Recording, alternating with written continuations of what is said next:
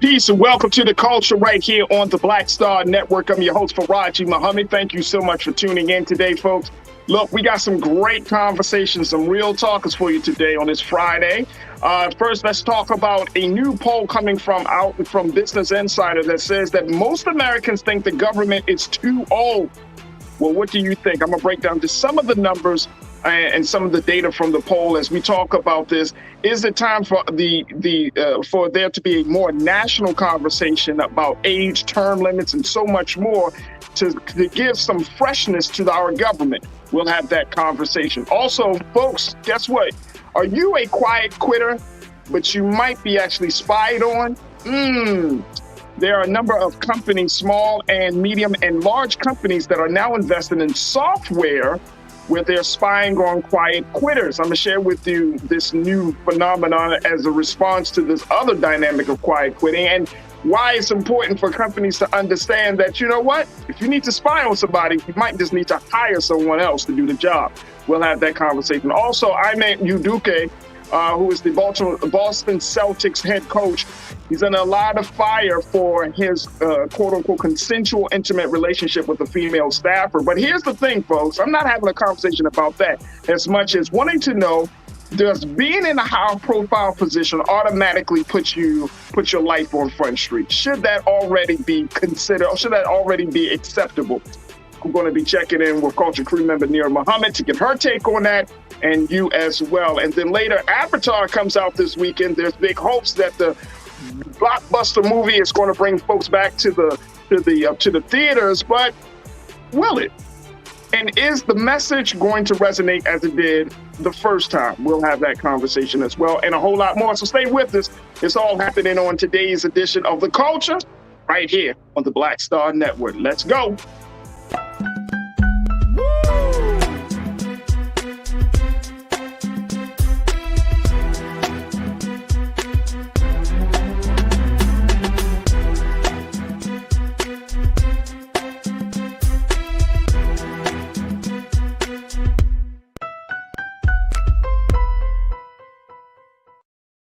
All right, folks, welcome to the show. Welcome to the show. Good to hear from you and good to see you. And welcome to the culture here on the Black Star Network. First and foremost, happy Friday. Happy Friday. Hopefully your Friday is going very well, whether you're on the West Coast or the East Coast or in the middle somewhere, the Midwest or down south. Wherever you are, I hope your day is going great. Now, folks, it is Friday, so that means that we're going to have a lot of different conversations, and I'm just so excited to present these discussions to you and more excited to have you involved because, of course, no conversation is complete without you. So make sure that you join us on our online Culture Crew on YouTube and on our Facebook page as we're streaming live right now. Also, make sure that you go to our website at blackstarnetwork.com.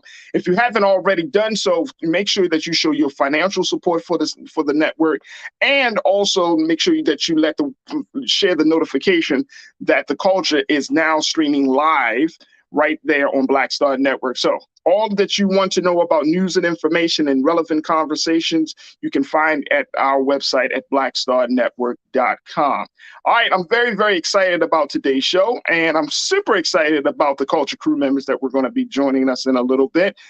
First up, we're going to have my brother Rashad Staten, who is a brother who is doing some fantastic work in the nonprofit sector. He's also a community activist. He is a brother who is very acute and sharp in politics. He's going to be joining us in a moment. And then in the next hour, we'll be joined by Nira Muhammad, who is a screenwriter, who was an author and host of the podcast Queen Talks with Nira. So we'll have her take on some of these conversations as well. So make sure you stick around. It's going to be a lot to get to. All right, folks, let's start off the conversation with this new poll that says that Americans, 3 out of 4 Americans are saying that, guess what? The government is too old. Now, according to a new Business Insider poll, take a look at this, folks. Americans think the government is too old, and wide margins support term limits, age caps, and cognitive tests based on an Insider Morning Consult poll. Now, take a look. I'm going to share with you just a little bit of this, and then we'll bring Rashad into the conversation. It says, quote, America's government is too old, and most Americans want dramatic changes to address the nation's expanding gerontocracy, according to a new Insider Morning Consult poll. Congressional term limits and medical examinations for elected leaders are among the measures garnering overwhelming support among poll respondents. Misgivings about age extend throughout the federal government, from the House of Representatives and Senate to the presidency and courts, the survey indicated. Now, such concerns transcend party politics. Both Republicans and Democrats feel similarly, and age. Older respondents favor term limits even more than their younger counterparts, while majorities consider Congress out of touch on the issues as it pertains to their generation. Young people felt particularly unrepresented, the poll has found. All right, I'm going to bring in Rashad because we're going to have some more information to share with you about this. But let me get my man Rashad in on this. Peace and blessings, Rashad. Good to talk to you again, sir. How you doing on this Friday, bro? Hey, happy Friday, man. We made it here. You're right. Start the holiday break off early. I call weekends holidays. How the world going? Okay. I love it. I'm all about changing the language, bro. I'm all about extending the holiday weekend. Hey, look, like I said before the show, I'm for a 4-day work week, y'all. I am for a 4-day work week. I think our weekend should be 3. Like, we always be like, oh, the weekend is 3 days. No, it's 2. It might be down to 1.5 because you got to think about preparing for Monday. So that takes up a lot of brain space. Happy on Sunday. No, but I think that's the perfect segue for Farajii. Like, we got to catch up. America got to catch up on a few things: the work weeks and the fact that our democracy and our elected officials need to represent, a newer and fresher generation of young folk. Right? Our society has the first time in the world that we're now in. You have this emergence of intergenerational representation, right? And everyone's engaging. And why not does our democracy and our governmental structures and representatives not reflect the populations of whom they're serving? You're absolutely right. I'm like, let's give a silent clap for this. America is too old, right? And these different criteriums that they want to see put in place, right? These cognitive things, these spaces to make sure that our elected officials are vibrant, they're connected, they're relatable to the shifts and the progressions of the world. I think what we're seeing right now is us really embracing the idea that, hey, this government and this country cannot continue to be ran by old white men that's outdated with these patriarchal, supremacist ideologies and these mindsets of places that are oppressing people that's not relevant to how people want to see their own identities, how people want to show up and express their own freedom and liberation. I think it's about time. I think this is a great conversation, and I hope that not just the policy reflect that, but the way that we are moving as a populace, the way that we're voting in favor or against something has to reflect that same mindset. If we want to see change, we got to be mindful of what change looks like as on a representative stance. Man, let me tell you, brother, absolutely, Rashad. And I think there are a couple of things at play, which is why so many people are saying that government is too old. And we've talked about age of Biden, who's 79, Trump. We've talked about this before, and some people say, let's stop being ageist, don't be an ageist. And I'm not being an ageist, but I think that when there's not a healthy balance of youth with elders, right? Mm-hmm. You can't expect there to be any healthy progression. There can't be any real growth. And what we're seeing, and I'm saying this is across the board, folks. This is why I think this is very interesting. This is across the board. When you look at the ages of not just the president, but people in the Senate and Congress, in the House of Representatives, when you look at that age group, when you look at the ages of those who are on the Supreme Court, you know what I'm saying? Like, when you look at the ages of those individuals who are determining the policies, making the big decisions about the direction that our country is going to take, where are they working from? You remember Strom Thurmond? I know you heard of him. Yeah. Bro. Now, look, the crazy part about it is, and this is wild, because everybody knew it. Strom Thurmond was a racist. Everybody knew it, right? He was an old white racist. Like, he came out with it, right? It's not no racism. This is actual fact. So when you're talking about a person, you talking about having a conversation about age, talking about mental cognitive, cognitive abilities, when you're talking about attitudes, like all of those things need to stand in play. Now, does that mean you just go and just be like, how old are you? You 16, go. You know what I mean? You don't just start cutting people off, but you do have to, I think that there is some real credence to making sure that the government and those leaders understand all of the evolving dynamics, the nuances of governing people, the nuances of the demographic, who have an understanding and a healthy view about all of the new interests that we the people have at this point. This is not 1950s America. Hell, it's not even 2000 America. This is 2022 America, where things are moving fast. Culture is changing every day. We're guided from everybody's opinions. We're guided by technology. We're guided by our pursuit of finding ourselves, self-expression, and happiness. There are a lot of different things that are happening in this country, and we need a government to reflect that. And I don't think that's crazy to ask for. No, I don't think it's a space of like us practicing or enforcing some level of ageism either. Like I think you're nailing it right on the head, Farajii. It's being completely transparent in how to reflect those that whom you should be servicing, right? I think it's quite appalling to me to think of our elected officials being of this older age spectrum, right? And in society, these are the ages where we are leaning towards or being I would say brought up to say, okay, at these certain ages, you're supposed to be in your retirement stages of life, right? Where you're supposed to be more relaxed. You want to just disconnect a little bit. You want to enjoy the fruits of all of your labors. But then when it transitions to the world of politics, those are the generations who are holding these powerful seats, right? And if you're not as mindful, if you're not as active, if you're not as healthy, and you're not being willing to relearn, retrain, and adapt, then that will reflect in how our society is operating, how our laws are abiding to how we should maneuver and operate in this world as engaged citizens. And it's also reflecting on the space of how do we feel supported. Is our policies reflective of the times? Is our funding being allocated to what we think is best fit for us? And on a lighter note, it's in the space of, all right, we have these elected officials in this new world of technology and innovation.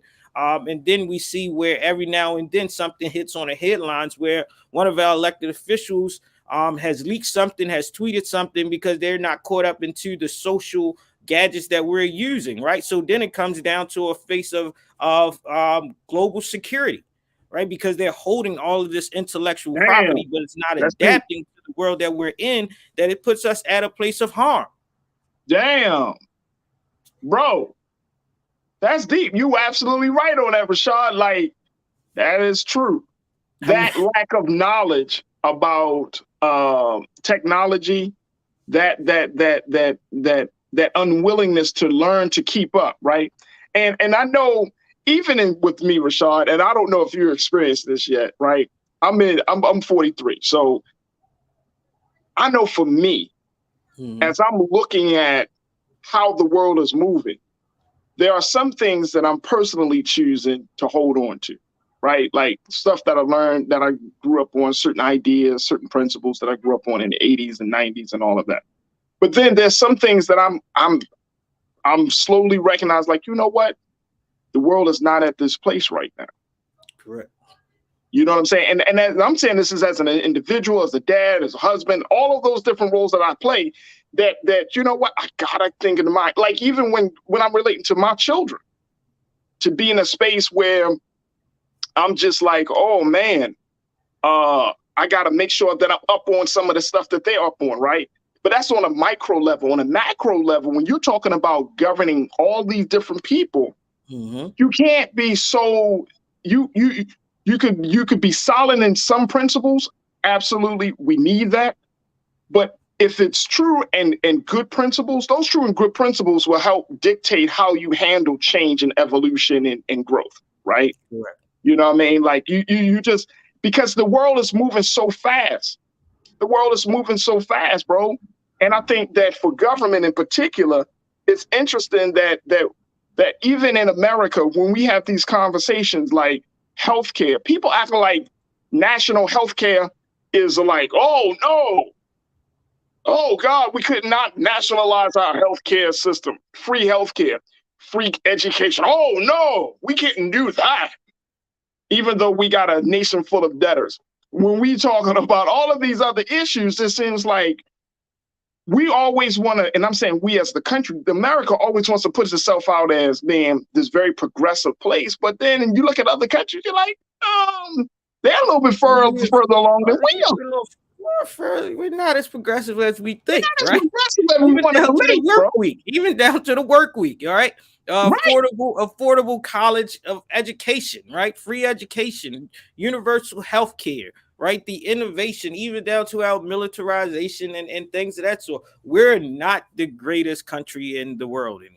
Like, we have to accept that, and that's not taking away my level or my love or my respectability for the country and my citizenship, but we have to face the reality, right? Like you said, if we're willing to grow, we have to be mindful to take accountability of where we stagger and where we're actually moving towards. And right now, when it comes to representation, we have seen great strides, but everything cannot continue to be an exception. Right, electing a younger governor here in one county of Florida, down to electing your first Latino U.S. congressman, things of that sort. Everything does not have to be the exception. When does it become a norm that we can start to see these representations magnified, right? It's just having 1 or 5 millennials or younger generations sitting amongst how many elected officials of U.S. Congress. That 5 out of 100 plus 1 is not equitable, right? And I think that's when we got to come to a place of, right, we have to have our elected officials, these people with the power and the strokes of a pen, right, have to be mindful of the new world, the new language, the new social norms, and how are we transcribing it. I can only imagine taking someone and putting them and fast forward them and how farther along this society has moved, like you said, from 2000 to now to 2020. It has transminded, but to have an elected official that actually has been in that one particular office since 1960s is mind-boggling. Think of all the different movements. And that was 1960s in their prime, when their minds and their values was consistent with the people that they were governing. Can you imagine being in that place and then being in 2022? It's 1960s, 1970s. You was in your prime. By the time you get to 2022, you're 40 years in. Man, your mind is not there. And this is, again, folks, this is not about ageism. This is about the reality. Like, as you get older, it gets a little bit harder for you to adjust to the changes of people. Y'all know what I'm talking about. Y'all know what I'm talking about. Some of us are so stuck, right, in our ways. And you know how we say we stuck in our ways? Hell, you start, after a while or so, you start telling people, you just going to have to accept me for who I am. Like, because I ain't changing. You know, it's like that's good for the cards game and or the Friday and you watch it. Believe me, but come on, how many times we don't watch El President just stutter over words? He making up words. I'm like, man, he's about to expand the Webster dictionary, because at this point, half of these things don't even make meaningful sense. And look, I remember watching President Obama in action, folks. Y'all probably remember this too. He can keep up with certain things. And I'm not talking about just cognitively. I'm talking about just culturally, being able to keep up. And Obama, Mr. President, his hair grayed over 8 years. It went from black to gray, right? But if for some reason there was still a youthfulness to him, right? He still kept this kind of youthful energy to him. And that's what I'm saying. It's not necessarily about age as much as about keeping the spirit of life in you, where you're like, you know what? I want to wake up every day and I want to do this job. I want to play this role. You know what I'm saying? And this ain't just a paycheck. Once you get to a place in your job, it's just a paycheck. Right. That's not necessarily a good place to be with the thing that you say that you love to do. Right. If that's your passion, if you're working in your passion, in your purpose, and you feel like, but you wake up every day and be like, I'll just go in there just for the paycheck. I get it. Like I would do, I ask, and you probably had the same conversation with young people. What is a job that you would do every single day, even if you didn't get paid for it? That's most likely your passion job. Right. That's most likely the thing you are born to do. Media. And I have done that. I've woke up every single day, did this thing for free for years. Mm-hmm. You know what I'm saying? But that's the thing that I love to do. All right, so let me go to this very quickly, and then I want to get some comments from our folks. Keenan and Ariel, let's put up the screen quote 2. Here's what they said in this insider poll. They said age in general is important to voters. 7 in 10 said it was at least somewhat important when deciding who to vote for in an election. But age itself is often trumped by competing interests, such as the candidate's stances on issues, experience, candidate health, and their party affiliation. So age is still important, but this is not just about age. All right, let me go to some of our comments because folks are checking in very, very quickly.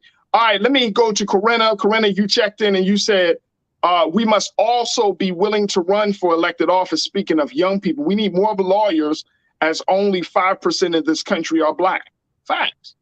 Correct. Facts. So you're talking about breaking through that glass ceiling. I see lawyers. Here's another industry, Corinna, that you probably thought about as well. There aren't a lot of Black architects. I think we only make up about 1% of the workforce of that industry. There aren't a lot of Black architects. And this goes back to your point, Rashad, about how progressive we really are. We've moved further along in terms of racial relations in this country, I think, compared to a lot of other places. We move further along given the history of the transatlantic slave trade and so many other race issues like Jim Crow and all of those things. But we're literally still breaking glass ceilings. Right.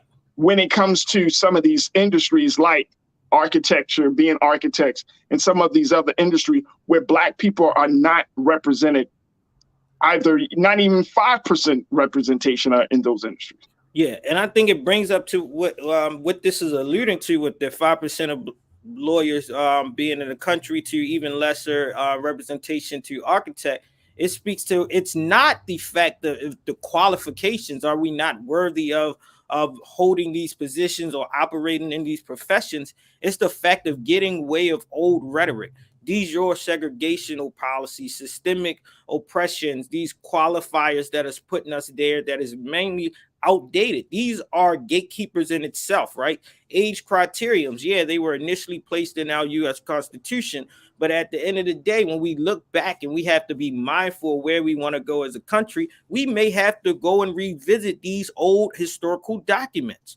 We may have to put some amendments on board to adapt to us to be there, because if not, we're losing our stance. And our country, the constituents, and everyone else is at the space of getting the lesser end of what we are to be receiving, what we are deserving of. It calls into play. But I also think what comes into a play as well, it's not that we're not qualified for the positions, but what we must do as the populace, as the people, we must get out of these old mindsets of telling us how to go around our political aspirations, our values, and things of that sort. We must, and I reiterate, we must lose this hindsight of comfortability with name recognition. That's fact. With family recognition. That's a huge fact. That's a huge fact. FJ Nitty, you checked in and said, boy, young people got stuff messed up out here right now. I want to know what you mean, FJ. Yeah, FJ Nitty, talk to me. I need to know what you mean. That's real general. So I don't know. When you talking about government, I can't respond to that. I don't know. I don't know. I don't know. What's messed up, FJ Nitty? What's going on? All right. You don't like my music. You said government is the worst way to organize a society. No one understands your situation better than you. I would agree. I would agree. Change, and Rashad, I certainly would love to hear that, because you work in the nonprofit sector. So your relationship and understanding of how government works and its impact is much more pivotal, I think, in this regard, in that space. But normally, change comes from, quote unquote, the bottom up, from the people all the way up to the government, right? Sometimes government, but if you notice policy, that's the thing. Like any type of progressive policy that this country has made, whether it's for Black people or any other group of people, marginalized community or marginalized people, it's because those people did say enough is enough. We're going to force the government to hear us. We're going to force the government to address this issue. And we're going to force this government to institutionalize some policy that's going to change this situation. So I would agree with you. I would agree with you there. You don't like my music, but what do you see on the other side, or not really other side, but from the nonprofit sector? Yeah, I think nonprofit sectors are like the most perfect microcosm to like the governmental structures and bureaucracy, right? Because it operates in its own little pocket in this larger scheme of this nonprofit industrial complex, which is then connected to federal government, state government, local government, its philanthropy, and all the other ones. And what I gained out of it has to be this two-pronged approach, right? It has to be this space where not only you're galvanizing, raising awareness, educating, and convening those that are from the grassroots level, the communities, the peoples, and the populations of whom you're serving, to bring this level of awareness and momentum shift. But also you have to make sure as well in the nonprofit sector that you have board members that is adaptable, that is progressive, that is mindful, that is using their networks to restore, rebuild, or reframe relationships. But you also in the space where we're in my particular setting, you have to educate funders, right?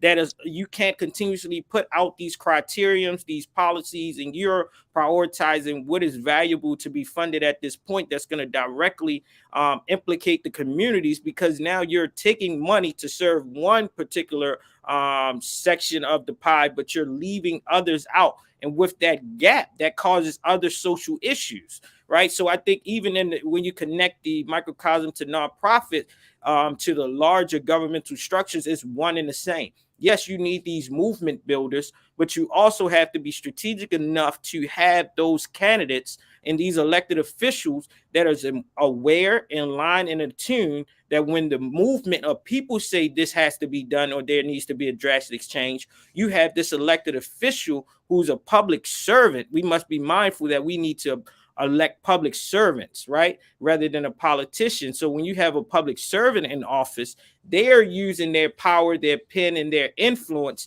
to translate policy to enact and complement the vision of the people. And without one of the same, we won't get anywhere. And it continues to be this Ferris wheel of slow progression and then a slow of passing the baton until someone else gets caught into a scandal, someone else unfortunately passes away, or that this position or agency or institution is dissolved and is recreated for some other purpose. Absolutely. Absolutely. Let's get a couple more comments before we take our first pause here. Robin, you checked in and said people don't like ageism, but we need to start putting age limits in place. As a society, we can't move forward with 80-year-old presidents and 75-year-old plus members of Congress / Senate. Facts. I don't think we can. Now, there already is a younger number of congressional people, Congress people. There's a young group of folks there, but they get ostracized. They get scrutinized. They get put on blast, whether you're on the Republican or the Democratic side. So they're sometimes being told, "Oh, your ideas are too progressive. They're too much. They're not really." This is not the right time. And that's the one thing that's going to hold us back. I mean, look, the first thing when we talked about this, I shared with everyone based on this poll that the American people are looking for dramatic changes, not incremental changes, dramatic changes. Yep. And I'm not saying this to be an ageist or to throw shade, but the older you get, the less dramatic you become. Less willing you're able You're not willing to take those bold steps, man. And if you've been in Congress, if you've been at the Supreme Court, if you're working in some government role and you've been doing that for 30, 40, 50 years, You're not taking no bold step. It's a day Like by day. we see the president doing it now, but you know how many years it took to even get him to that place? Like he might talk about, you know, racism. He might talk about pay wage issues and all of those things, but it took him years. Right. You know what, Farajii? It's what it is was. If you know these elected officials and you're in politics, you know that these older elected officials have younger staffers around them. So it's not as though there's not qualified candidates. There are not persons with the lived experience despite their age, because they're the ones that's actually drafting the policies. They're the ones that's in the back tables in the cabinet office, operating with lobbyists and talking to corporations and typing up memos and things of these sorts, which are the daily operations of bureaucracy and government on a federal level, right? So we have these personnel, they're just not in the outward facing seats. When does the one person whom that they're servicing and they're working for take it upon themselves and say, you know what, I think I've done my part. Let me get behind you, and we get a much younger leadership to represent our district or our country. There it is. Yep. Final comment, Real Brooklyn, you checked in, and I love your take on this, Real Brooklyn. You say change comes from something bad happening. Every country that has experienced change always comes from death or something else that forces society to think another way. And I think that's absolutely true. And I think that's why that even in the uncertainty of the times that we're living in this country, Rashad, that does not mean that all is lost. It is pretty much, here's the thing, here's a paradigm shift I want to share with everybody. How about instead of us thinking that the country is going down, the country is going wayward, or the country is about to just completely lose it, we see this as an opportunity to bring some new ideas to the table. Mm-hmm. How about if we all make that paradigm, that cultural paradigm shift on how we see this country, how we see the place that we are born in, or the place that we've come to, or the place that we are living our lives in, that instead of us being, oh my gosh, gloom and doom, gloom and doom, gloom and doom, that we see this country and say, you know what, this is the perfect opportunity to introduce new ideas. Why not? Because guess what? The uncertainty is a sign that certain things don't work anymore.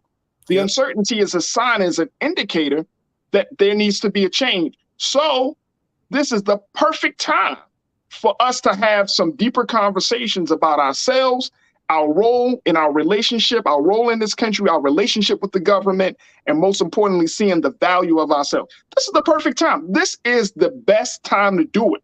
And what made the civil rights movement so powerful is that there was a level of uncertainty, but look how much change happened in the midst of that uncertainty. That's what makes it. The moment we start to feel comfortable, Rashad, and you get the final word on this, bro.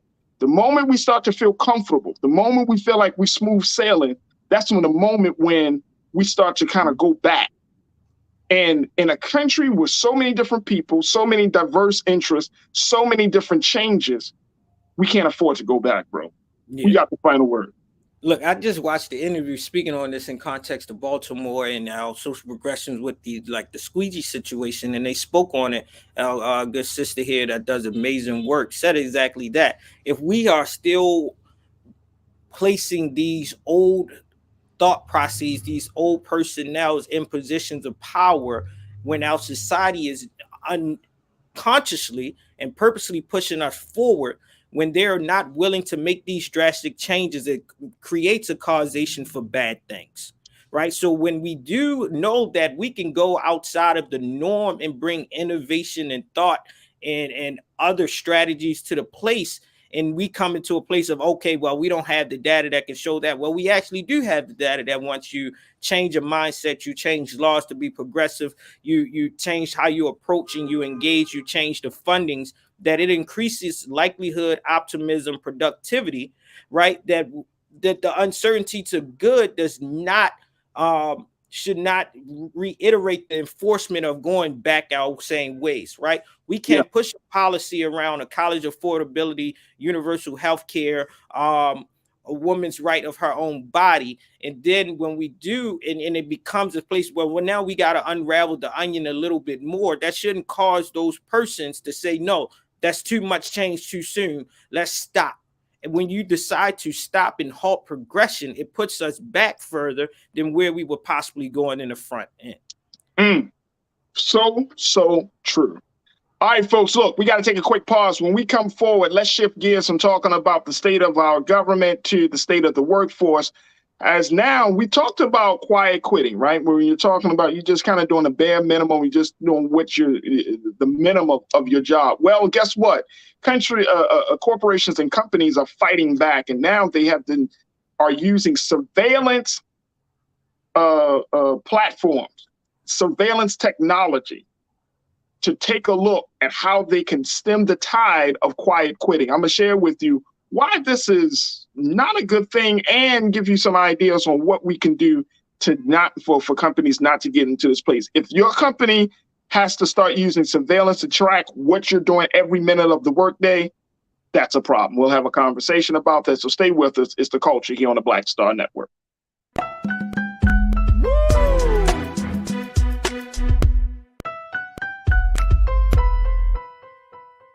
Hatred on the streets, a horrific scene, a white nationalist rally that descended into deadly violence. White people are losing their damn minds. As an angry pro-Trump mob storms the U.S. Capitol, we're about to see the rise of what I call white minority resistance. We have seen white folks in this country who simply cannot tolerate black folks voting. I think what we're seeing is the inevitable result of violent denial. This is part of American history. Every time that people of color have made progress, whether real or symbolic, there has been what Carol Anderson at Emory University calls white rage as a backlash. This is the rise of the Proud Boys and the Boogaloo Boys. America, there's going to be more of this. Here's all the Proud Boys, guys. This country is getting increasingly racist in its behaviors and its attitudes because of the fear of white people. The fear that they're taking our jobs, they're taking our resources, they're taking our women. This is white fear.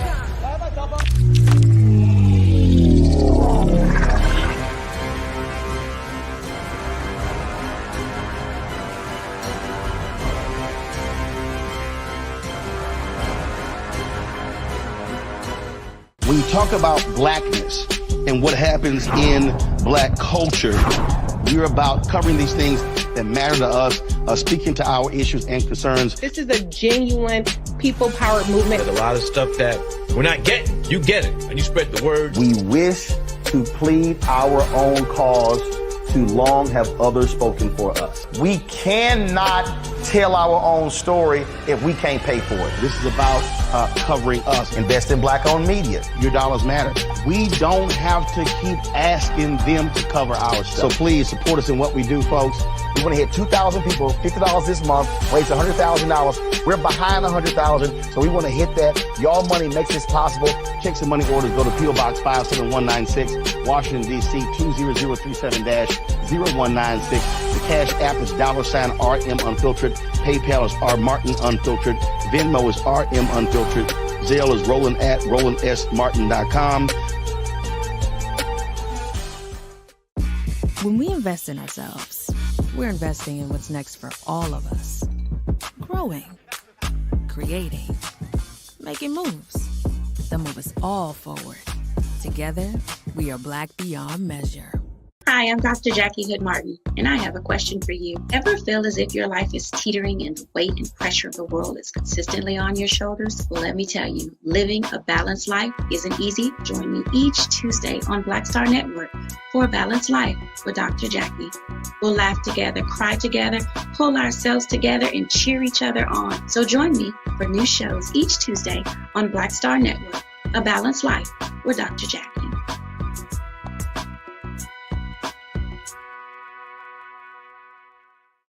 When we invest in ourselves, we all shine.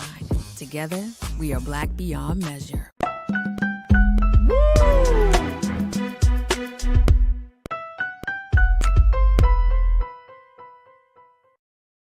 All right, folks, welcome back to The Culture right here on the Black Star Network. Thank you so much for tuning in. All right, I wanted to have another conversation as we switch gears a little bit to talk about where we are in the workplace. And now, y'all know that I'm always keeping my eyes out on the changing and evolving culture of work in this country, especially given what the impact of COVID-19 has done to take many of us out of the workplace, put us in a remote location in our homes and in other remote locations. But now that COVID, it seems to be kind of at the tail end of things, that many people are coming back into the office. But guess what? Even with that, companies are still saying, you may not fully be working or as productive as you can be. And so now they're finding that large and medium-sized companies have invested in surveillance technology to look at those who may be just doing the bare minimum or just the minimum for their roles and trying to prevent quiet quitting. And so this is from Inc. magazine that says that don't spy on quiet quitters, do this instead. We're at a point, folks, where quiet quitting has become such a phenomenon for a lot of workers that companies are saying, look, I need to track what you're doing and how you're doing every minute of the workday. That's crazy. I mean, are we at this point? So we go from working in the office to, because of COVID, we go from working at home, even though there are studies to show that remote work hasn't decreased the productivity of workers, but now that productivity either stayed the same or even gone up in some cases. People feel more empowered to do their job. They feel like they're able to get a more peace of mind, and they're able to really focus and concentrate. Now we're going back into the office, and now there's this heavy oversight. All right, let me share with you very quickly, get your thoughts, and then we get Rashad in on this as well. Here's what Inc. magazine had to say about this whole idea of surveilling or spying on quiet quitters. It said, quote, to deal with quiet quitting, business leaders should not spy on their workers. Instead, they should either hire only workers who are deeply engaged with the company's mission, or perhaps more realistically, make it clear to quiet quitters in their employ what they must do to keep their jobs. This comes to mind in considering the growing popularity of worker surveillance tools among business leaders. Now, this was coming out of the Wall Street Journal, where they reported about 33% of large and medium-sized companies use such system, many of which includes constant monitoring of nearly everything workers do on their devices. Business leaders can choose to view these details for each individual worker or use software such as ActiveTrack that includes privacy controls, anonymized and aggregated data, and unlike competing products, does not support keystroke logging, camera access, video recording, or email reading or counting, noted the journal. What? Wow. So we're at this point now that you got to tell workers, you got to tell companies, don't spy on your workers. All right, I want to get your take on this, guys. And I'm talking to my online culture crew, and then we'll bring in Rashad. Let's bring in Rashad in. What do you think about this phenomenon of using surveillance technologies? Shalenda, you checked in and said people don't want to go to work to be spied on. Productivity will go down tremendously with that kind of morale. Look, this made me like, bro, we need to read our terms and agreements, even our job contracts at this point. At what time do we get rid of Big Brother? We don't. Bro. We don't. I mean, like, look, let me tell you, to find out that companies are doing this, like, what? Here's the thing, Rashad. Here's the thing, right? People, and this is where the evolution starts. I get it. Again, we have, if you're looking at capitalism and how this system runs, capitalism is about money, right? It's about production, money. And capitalism don't see people as people, right? There's a certain level of this system of things that don't see people as people. Instead, this system of things see people as cogs in a wheel, right? Mm-hmm. So given all of that, we're in a space, we're at a time where you got to start to like whip on people. Remember we had a conversation, Rashad, about Elon Musk, how you tell him forcing people to go back to work. You're forced to go back to work. And you got to show, hey, wait a minute. We just came out of a pandemic about public health and wellness. We just came out of a time period where people are asking themselves, is work more important than life? Yes. And then you start to do this bullshit. So is now work more important than my own privacy? At what point? And then it brings back to this place of like, when do we stop? In this point, it's the employer, right? When do you stop blaming the employees for the level of productivity versus looking back and assessing your organization, how it operates, the systems, the culture, the morale, and how you're building up a productive person that is your employer by supporting them, investing in them so that they can feel that they're being valued, they're being invested in, and being recognized. With that, then you increase productivity, right? But a quiet quitter is only operating in that space because they're either becoming disengaged, they're feeling unvalued, they're overextended, and they're experiencing burnout. So what is the job doing that's causing all of these ripple effects that make someone wants to go and look elsewhere for employability? It is not on the employee. Most of the times it has to be reflective of the employer, right? If you create a productive company that all of its employees feel valued, they feel seen, you're doing this, you're giving them incentives, you're fairly compensating them, right? You have some level of upward mobility, right? You bring in job security. Then there wouldn't be that many instances of a quiet quitter or you having to look at retention, right, of employer retention. But if you're doing your part by being a fair and equitable employer, then you will get the productivity that's needed. And it also comes back to our previous conversation, Farajii. Countries around the world and employers around the world are not making everyone work these long hours and working 5 to 7 days a week. Let me tell you something. More productive, dead, bro.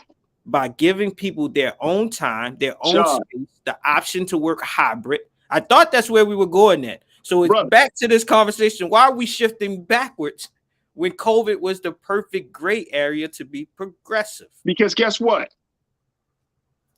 Money needs to be made, bro. And these companies don't see it. They don't see, like, again, you're a cog in a wheel. You know what I'm saying? Like, and I want to go to our online culture crew because folks are checking in and sharing it, but money needs to be made. Mm-hmm. Look, conscious thought. You checked in. You said, don't be fooled, people. Businesses and corporations are compiling data in order to justify the quote unquote capital expenditures that will eventually lead to broad automation of their respective workplaces spaces. Yeah, that's true. But in some spaces like nonprofit work, you need people, right? You in certain sectors, you absolutely need people. But it's crazy that you putting the squeeze on people's, and then more importantly, like their privacy. And I get it. Like if you have, and you know, they say one bad apple can ruin the bunch.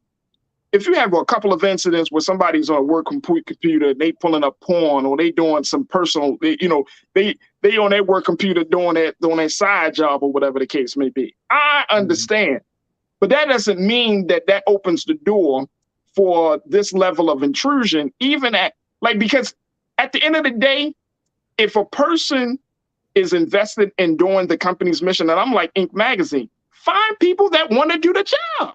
Mm-hmm. That's all it comes down to. You don't have to. If I want to do the job, I'm going to do the job. Now, you want me to do the job like, oh, I want you to do it right now. And I understand the importance and value of deadlines. I'm not pushing back on it. But find people who just want to do the job. Jayla, you checked in. Good to hear from you, sis. You said this ain't nothing new. They've been doing this forever on the jobs, even before computers came into play. You always got someone spying on the workers, reporting to their employees what they are doing. Yeah, those mid-level managers. Some of you might be mid-level managers. Some of you may have been doing that, right? You spy on for the higher ups in your job. I get it. But guess what? People want a more fulfilling work experience. They want a more and I think this is a more valuable work experience, right? They don't want to just go to work. Nobody wants to just live to work. Those days are over, bro. I push back on that 100% because life is too short. COVID showed us that. Agreed. Seeing all these crises and calamities and all of these things that we have to deal with each day that we get up out of our bed, that the God blesses us to see another day. Life is too short. I'm not going down in history as, man, he would work his ass off at this place. I'm giving all of my time, my energy, my talent. And guess what? I have worked at places where I've sacrificed myself. I've sacrificed my time, energy, and talent. And guess what? When it was time for me to move on, they ain't give me a proper send-off. They didn't show me that, all right, well, it looks like you got to go. That. That. You know what I'm saying? Just like I hear a lot of companies say that COVID in some ways have messed them up because it forced them to like readjust their work model because people were working hybrid, and as a result of that, they had to make some change. I don't give a damn about no entity, because that's all these corporate. I don't care what company you work for. It's not a human being. It's a business entity. It's not a living or breathing organism.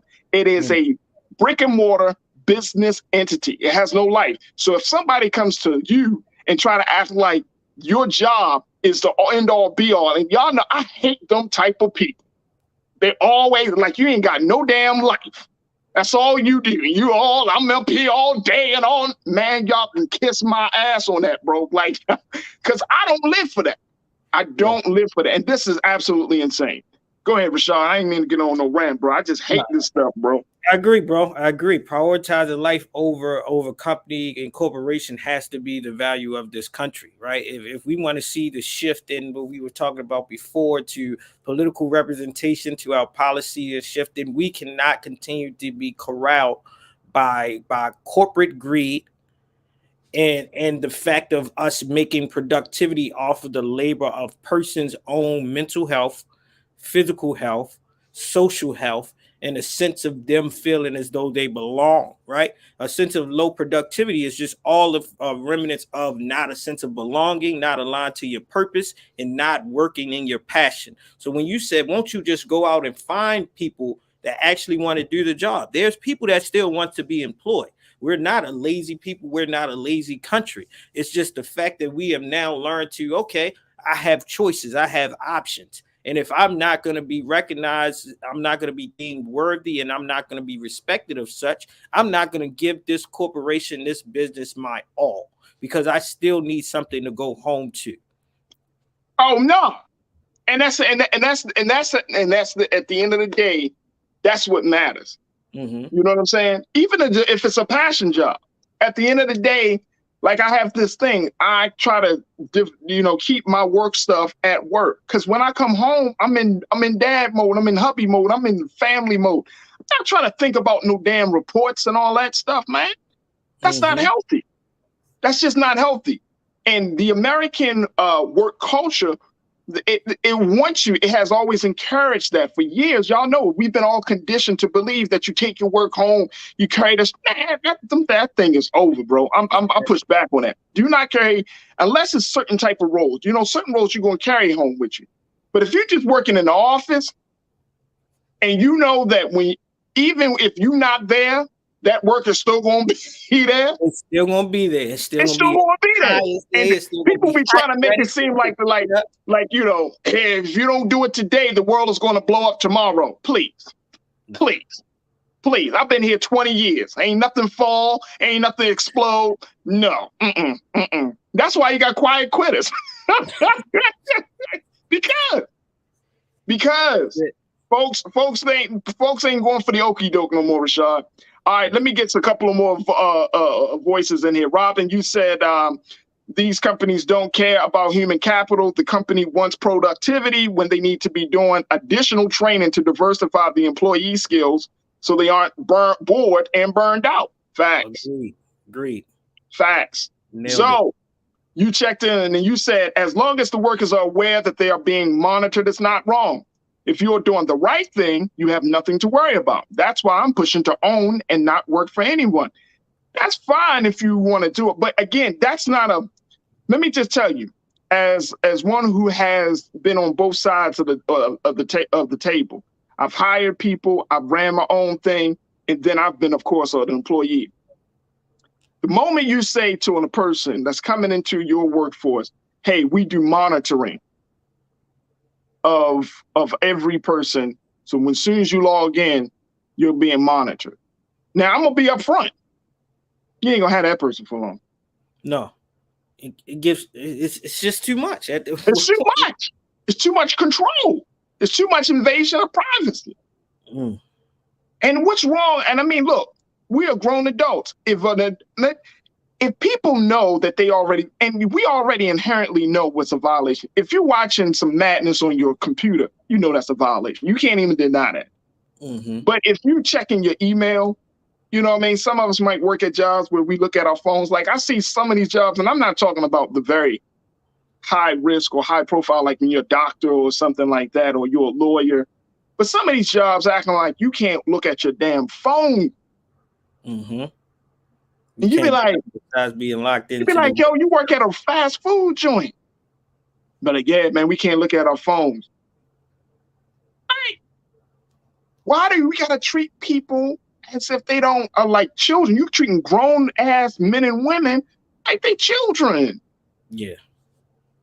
First thing, the clocking in, clocking out. You got 15 minutes, all right. And then you got a joker walking around every side. You got a joker walking around like, yeah, man, you been here a little how long? 13 minutes. All right, you got 2 minutes. Over. Mom, I am not in prison. And you are not my overseer, right? Like, brother, it's your time. It's your job to clock my time. Like, is that you can't be doing your job if you worried about my job. You're worried about me. You're checking in with me, like what time you clock in? Like, oh my gosh, what time you want to get clocked out? You know, no one can be leaning over my shoulder like that unless it's a hard deadline. But it comes out. I think we've seen it. Like they alluded to it. I think we know it, right? So even in some of the systems, and that's why I now use my own laptop. Like I got to that place that I'm gonna own my own intellectual property. One, and then if I log into your software, I'm logging completely off, right? After I'm done with it. But they have these things that it tells you your level of productivity, right?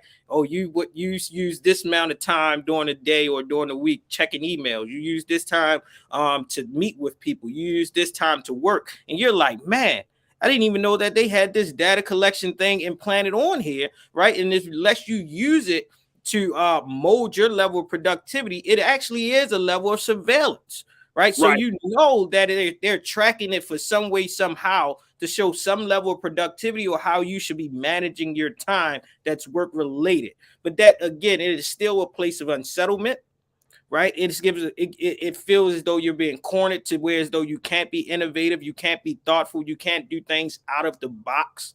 Right. And I think it actually is going to play to morale. And once morale is down, productivity is down. And once productivity is down, why do you exist? Because you're no longer servicing the purpose of which you were created to do. That's true. And to add to that, brother, you don't trust your employees. You don't empower your employees with trust and confidence that they're going to do the job. Right. And that's why when you remember when a lot of these new tech companies at the time, like Google, Facebook, and some of these other major tech companies years ago, when they first started, they broke the barrier on innovation because they had open workspaces, physically open workspaces. They had catered to making sure that folks can take breaks whenever they feel kind of a little burnt out, they can feel a little sluggish. They had created work environments that were, you could dress down, you could wear tennis shoes, you have a place to take a little nap. All of these places, right? These were like major innovations in the work culture in this country. And they started really in a lot of these tech companies. And they found, like, guess what? These people were still thriving. They were still producing. They were still creating in a work environment. If you create an environment where people feel like they're being overseen and they're constantly controlled, we have so many control levers coming from outside of us. There's no wonder that people rebel and their personal expression is about freedom, because there's so many control issues in this country. We want to control how we think. We want to control what we do. There's so many control issues. Yeah, people are like, you know what? No more control. I'm pushing back. No more oversight. You can watch me. You want to watch me? I'm gonna give you a show. You know what I mean? People are just breaking through a lot of this stuff, and that's when we're talking about the progression. It's like a child. You know, and I'm sure some of us probably have been that child. Very, very strict parents. Very, very strict household. You're going to be this. You're going to believe that. all of those things. And then the moment that we saw an opening, oh, boom, we hit them. You know, they talk about the pastors, the preachers' kids. Boom. They went out and they doing craziness. They doing madness. There's something about the human being that you got to give a balance in understanding the balance of controlling, guiding. There's something about that.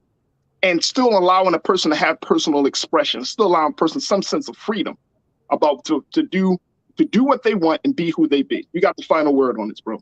Yeah, I think they can't remove the whips and the chains for spying algorithms, right? We cannot be slaves to the work that we do and what we must do as employers. If you don't feel as though you're being fairly compensated, well respected, you're utilizing your talents and other things, you do like LeBron said, and sometimes you just got to take your talent to South Beach. Can you come back? Can you come back and have your jersey be put up in the Raptors? Yes. Once they recognize and they value you. But sometimes it's good to chuck the deuces, come back, get some more credentials, get some more credits and some more other things and other promotions. But at a place where you feel as though you can't be yourself and not only your manager, whom is the person that's leaning over your shoulder, but they got a chip inside of your tools that you're using to do the work to monitor you. It's like, at what point, man? You didn't sign up to be working within a jail, and we got to be able to liberate our employees with a mindset that employer got to be mindful to put things in places that fosters productivity. Absolutely. And P. Jackson, you said there's not a place you can go without some level of surveillance. And that's why if you are supposed to, and you're absolutely right, and that's why if you go in a workspace, if you go in, if you work remotely, you don't need somebody tracking you. We're being tracked in so many different other ways. How much you going to track the human being? At some point, you're basically saying without saying to the human being, you can't be trusted. And if that is not a good place for any company to have with their relationship with the employee, to say we can't trust you, we don't believe that you're doing what you say you can do, that's not a good place to start the relationship. Definitely not good. Just hire somebody that want to do your job. Other than that, move on, man. Move on. All right, Rashad, I know your time has been very, very well spent. I truly appreciate you, brother. And we got to reconnect with you very, very soon. But keep up the great work. I know you're doing some great work in the nonprofit sector. I know you got the family life all going. So you got a lot of balls in the air that you're juggling, brother. So I just want to say thank you so much for your time. And as always, brother, thank you for being so good for the culture. Hey, I'm grateful for all of that you mentioned, and I'm grateful for being reconnected with you all. Be back soon, as always, yes, and it's always for the culture. Even on and off camera, we've been doing this work for the culture for a long time. Thank you for this work, brother. Continue being great, and man, these conversations today, man, it lit me up, brother. I just hope that we willing to change, and then change. It doesn't come with surveillance. All right. There it is. My guy, Rashad, checking in. Always good to check in, man. Rashad, what's your social so people can hop on and follow the work that you're doing? Hey, all of my socials is my name, first and last name. On Instagram at Rashad Staten, Facebook at Rashad Staten. Hit me up. I'm connected, man. Continue to do the work. It's many of us out here. I always say we're not dinosaurs. We can be unicorns because we're doing purposeful work and we need the recognition. But there's plenty of us like yourself that's out here doing the work and continue to champion on the champions, right? So thank you for being another superhero that's helping to save this world, brother. I'll see you till next time. Man. Thank you, brother. And I'll reconnect with you next time. My man, Rashad, make sure y'all follow him and all the great things he's doing. All right, folks, we got to take another quick pause. When we come forward, let's have a different conversation. Let's talk about Boston Celtics head coach Ime Udoka, who is under a lot of controversy. He's been suspended for his team for the rest of the year for having a consensual, intimate relationship with a female staffer. But his future with the Lakers is indefinite. But here's the part of the conversation I want to have, because I'm starting to see the trend, right? That when you are in a high-profile position, does that mean that your life should automatically be open up for public scrutiny? That's what we're going to have. We're going to check in with Culture crew member Nira Muhammad to get her take on that. Plus, we're going to talk a little bit about some upcoming things in the movies and so much more. So stay with us. There's a lot coming up in the next hour of The Culture right here on the Black Star Network.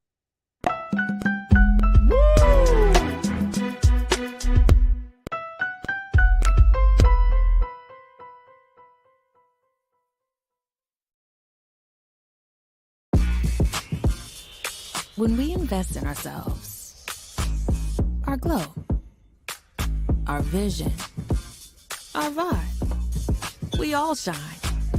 Together, we are Black beyond measure. Pull up a chair, take your seat. The Black Tape with me, Dr. Greg Carr, here on the Black Star Network. Every week, we'll take a deeper dive into the world we're living in. Join the conversation only on the Black Star Network. I'm Deborah Owens, America's Wealth Coach, and my new show, Get Wealthy, focuses on the things that your financial advisor and bank isn't telling you, but you absolutely need to know. So watch Get Wealthy on the Black Star Network.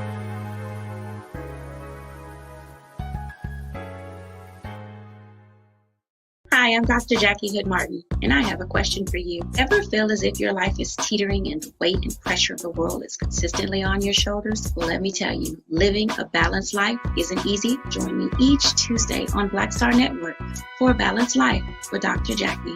We'll laugh together, cry together, pull ourselves together, and cheer each other on. So join me for new shows each Tuesday on Black Star Network, A Balanced Life with Dr. Jackie.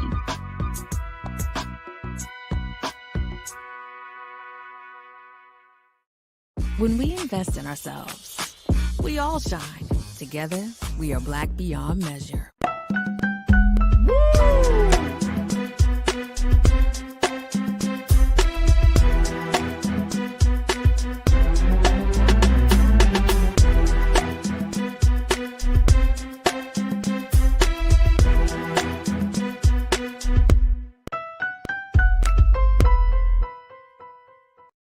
All right, folks, welcome back to The Culture here on the Black Star Network. Welcome back to our second hour of today's show.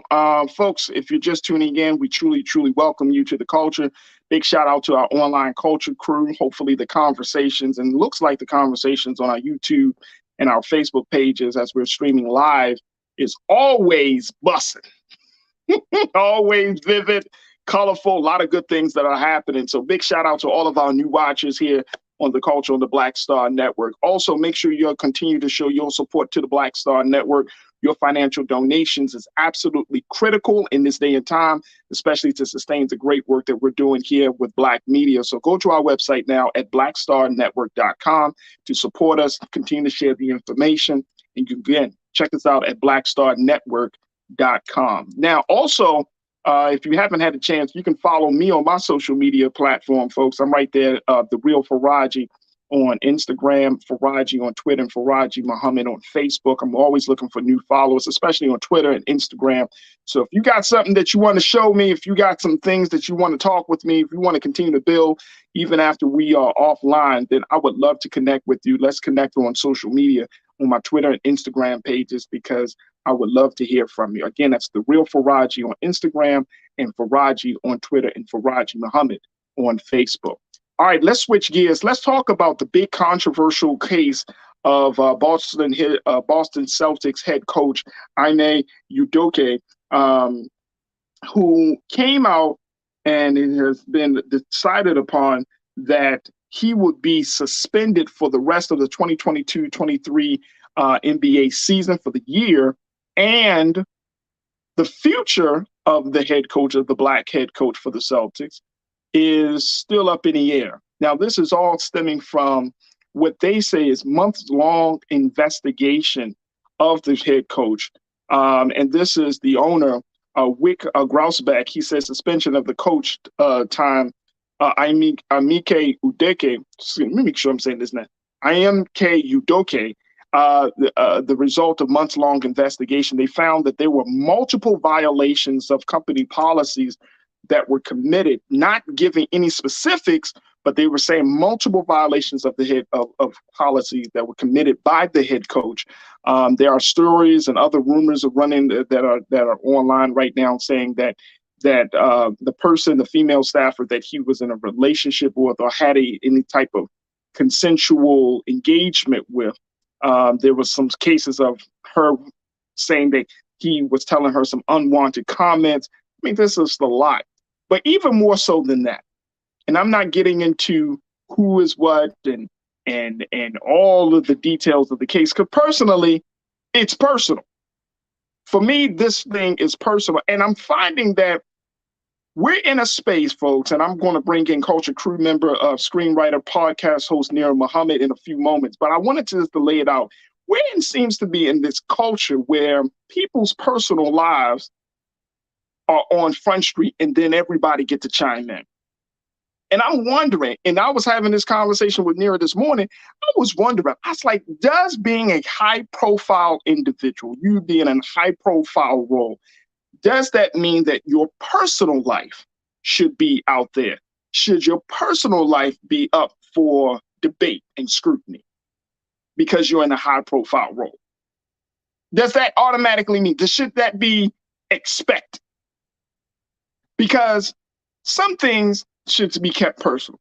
I think that if you're dealing with issues like infidelity, if you're dealing with very, very hurtful, destructive, traumatic situations in your personal life, that it doesn't need to be on Front Street so that everybody can chime in. Everybody can say, well, what should be doing? Now, Coach Udoka, who is the fiance of actress Nia Long. Y'all remember Nia from Fresh Prince of Bel-Air and many other movies, Best Man. She's done a ton of other movies, but she's a very high profile Black woman celebrity. And does that mean that, that their lives should be out there? They have a child together. They've been in a relationship for some years. Some reports say they married, other reports that they say it's fiance, but they're together. So this is already hurtful. This is already destructive because we don't know the full details of his situation with this other woman, when this happened, how long did it happen, and all of that. And that's not important, but it just goes to show that everybody's got something to say about his life, his decision, and Nia. She's trending today. She came out and she put out a little statement. Of course, people go to social media. Back in the day, they used to, have conversations with some reporter. But she came out and she responded saying, quote, "The outpouring love and support from family, friends, and the community during this difficult time means so much to me. I ask that my privacy be respected as I process the recent events. Above all, I am a mother and will continue to focus on my children." Let's bring in Culture crew member Nira Muhammad into this conversation. She is the host of the new season of Queen Talks with Nira. We're going to be talking about that in a little bit. That's going to be kicking off tomorrow. But she's also a screenwriter. She's a mom. She's a culture analyst. She understands the dynamics. She's a woman. She is that. She is a woman. I am. Let me make sure. Okay, I am. Yeah, you're already a woman. But we had this conversation, and I was like, you know what? We need to discuss this because I think culturally, when we see these things, these type of stories, and I'm also, if you're not familiar with Maroon 5, that's Adam Levine, his mistress, Instagram model that he was dealing with, came out and said she had an affair with this guy, and he had to come out earlier this week and say, oh man. And I'm wondering culturally, dear, when we look at how all this stuff plays out, is it really important? Why is it that important? Why do we care? Why should we even know? Now, my take is it's not that important. Certain things need to stay within the family, within themselves. But what's your take on it? I think that when you become a celebrity, you kind of sign up, whether it's, like you sign on the dotted line or whatever have you. You already know, you go into this knowing that your life is going to be on Front Street. That is a part of being a celebrity. That comes along with the money, the cars, the jewelry, the fame, all the glitz and glams. And I think you can't choose. You want to be famous on one end. You want the followers. You want your social media to explode. You want to go viral. You want your movie to sell, make the box office go crazy. You want your show to be streamed. All these things. You want your music to sell. You cannot pick and choose when you get to be famous. You cannot pick and choose when you're talked about in the headlines. It's get over it. You know what I mean? Like, you signed up for this.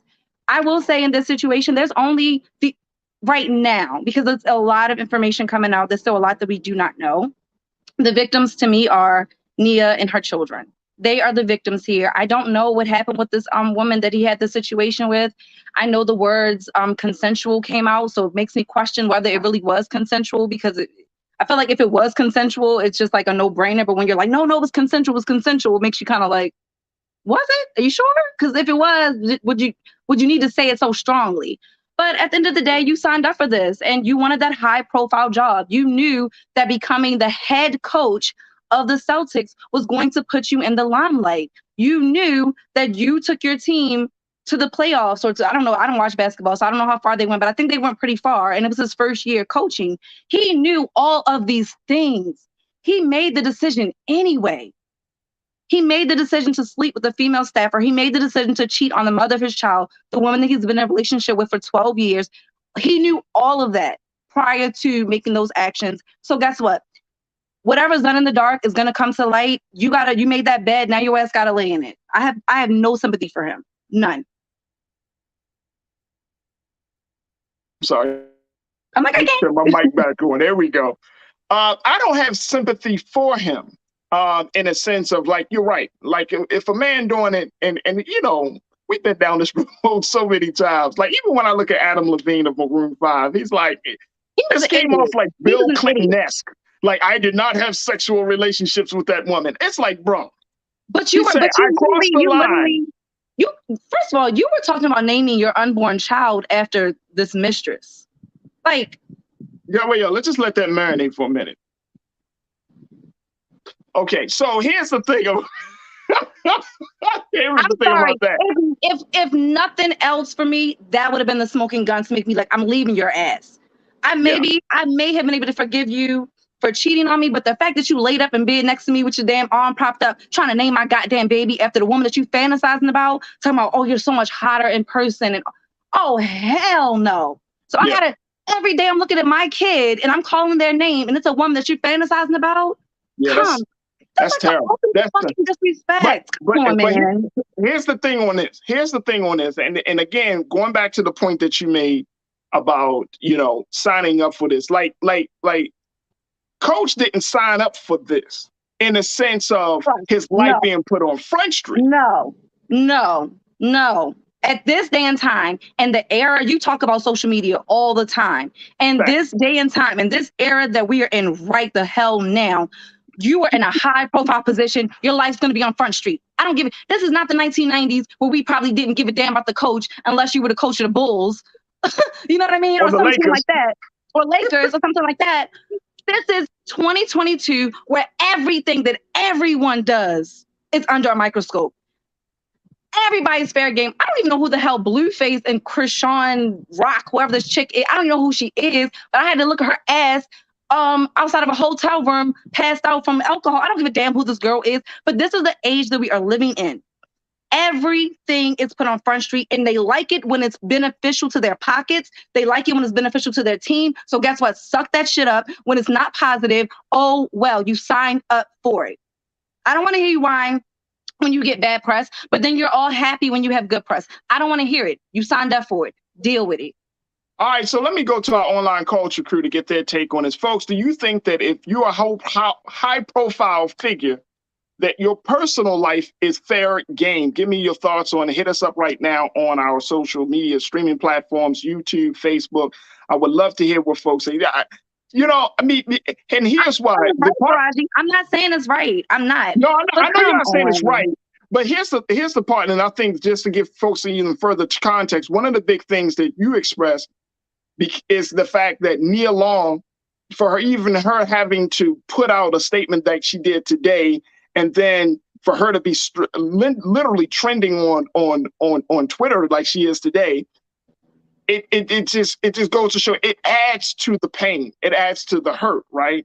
And it's just like, man, are we in a place in our culture where we love to see car crashes?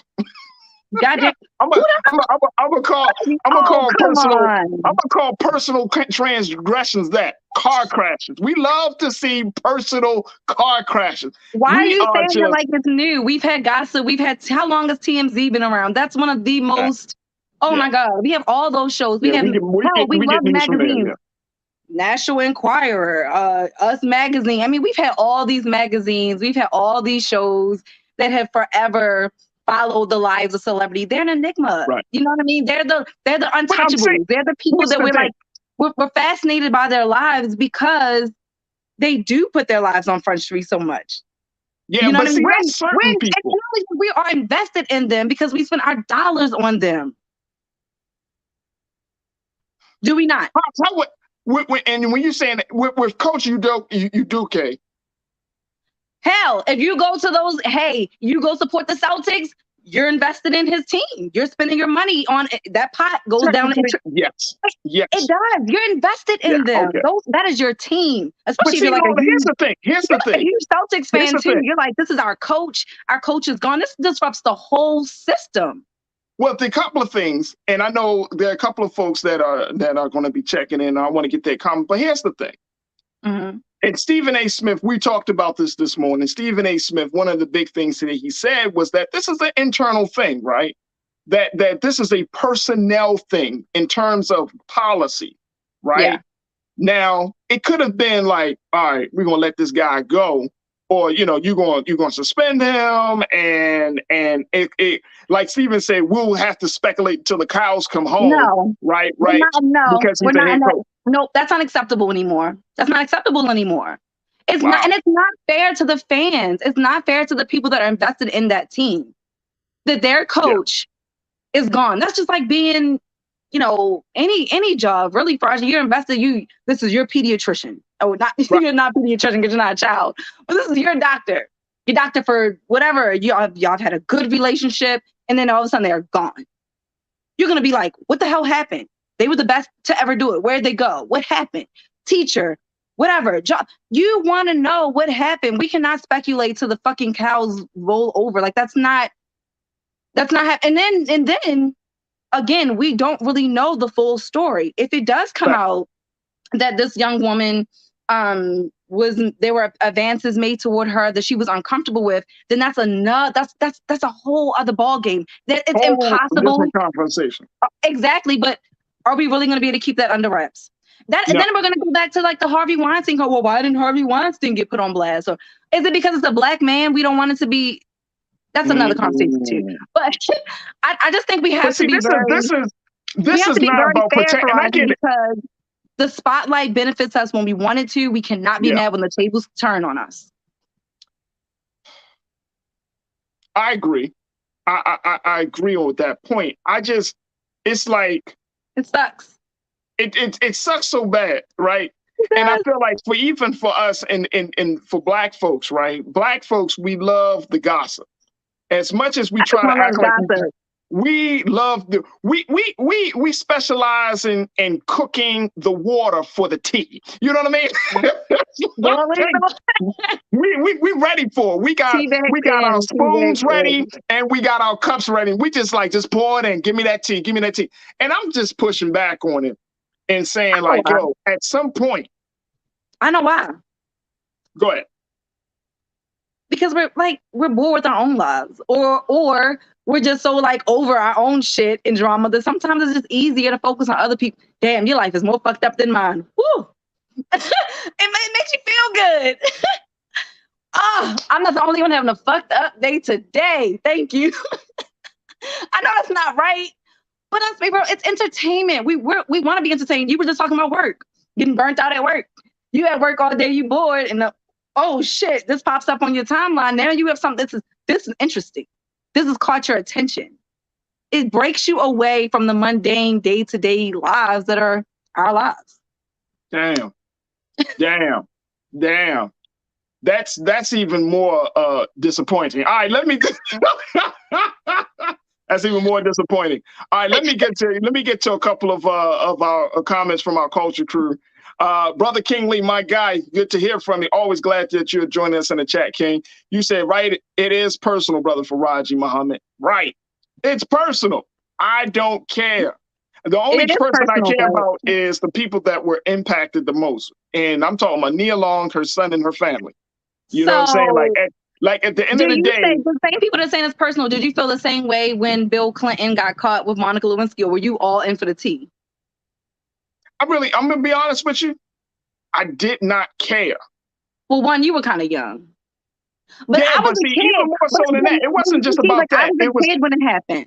No, that's what I'm saying. But here's the thing. The thing is, it wasn't a situation of national security. It wasn't a situation. It's so iconic that Beyonce. It was a big moment. No. Trust and believe. Now, when it became, here's the thing. When he gaslit himself when he said, I did not have sexual relations with that woman. Then you saw Ken Starr. You saw investigations. You saw all of it. Now, once it comes down to the American people or the taxpayers, now we got to pay for the investigation of the transgression of another man. Once we got to bear the brunt of that, once you started to see televised hearings on this situation, now it becomes a problem. And people, because guess what? That distracts the American people. That takes resources away from what's really important. I don't care. That's just for me personally. I don't care. Guess what? It's entertaining. It drives up ratings. And I get that. And even in that case, you brought up Bill Clinton. So I think it's a good point, because even in that case, that's the nature of our relationship with politics, with political people. You know what I'm saying? Like, we look at, and people always say, look at the evolving culture of how political leaders have become like pseudo Hollywood celebrities, right? We're seeing that. And it's like, that's the problem. No, they operate like celebrities. We can't tell the difference between the personal and professional. We can't tell the difference between a person that is supposed to serve us versus a person that's supposed to entertain us. It's all getting meshed together. The point that you're making is that it is what it is. This is where we're at. So being as though now it's like, as an adult, now that you know that that's where we are, you know that you are in a high profile position, you know that people are going to be in your business, you know that, hell, a lot of times when you cheat, you get caught. Most of the time when you cheat, you get caught. At some point, you're going to get caught. You know that you're in the limelight. You got to make make better decisions. That's what it boils down to. It does boil down to that. I agree. I agree. Yes, it's personal, but again, you already knew that was what you signed up for. And so you have to just take, when you decided to take that big ass check that put you in that big position that was going to put you on Front Street, you knew that this was a part of the deal. Janelle, you checked in and said Stephen A. Smith said that usually this type of personal info isn't disclosed. Usually the team member is dismissed or the settlement is taken care of with an NDA. He's never seen this in 30 years. That's because of, based upon some of our research here for Janelle, that they did. Some people are saying that the Celtics knew back in July that he had a consensual, intimate relationship with one of the female staffers, and they were going to keep it enclosed and closed in the house. But then some new information came up where there might have been some level of harassment. But the Celtics did not specify as to the number or what was violated. They didn't say it like with Deshaun Watson, for example. We know that there was a personal conduct policy that was violated. The Celtics didn't give any specifics on that in their press conference. And so that opens the door for a lot of speculation. They didn't go into the nitty-gritty details and air his and opens the door for speculation. But I think that as an entity and as a business, this man is not like some second string. I'm thinking about football. You know what I mean? Like coach. Like he is y'all got to put into perspective. This man is the fucking head coach. Outside of the number one players, he's the face of this team. He is the leader. He is the leader of this team. Yeah. With him gone, that disrupts the entire team. Can we stop acting like this was some assistant coach or some guy who picked up the fucking towels? He was a head coach. Gotcha. His removal from that position is going to have everyone is going to be like, what the hell happened? Where's the coach? And if you think you will be satisfied with, we're not going to tell you, you wouldn't have been. You would not have been satisfied. All right. Let me see. It's this Saltacio. You said folks need to worry about what rich people are doing. They are human just like anybody else. Nobody is perfect. Very true. And that's the thing. The culture is always worried about what somebody else is doing. That's why I push back on this. You know what I'm saying? Like maybe we'll get further along culturally if we start worrying about what everybody else is doing. And yet here we are talking about it.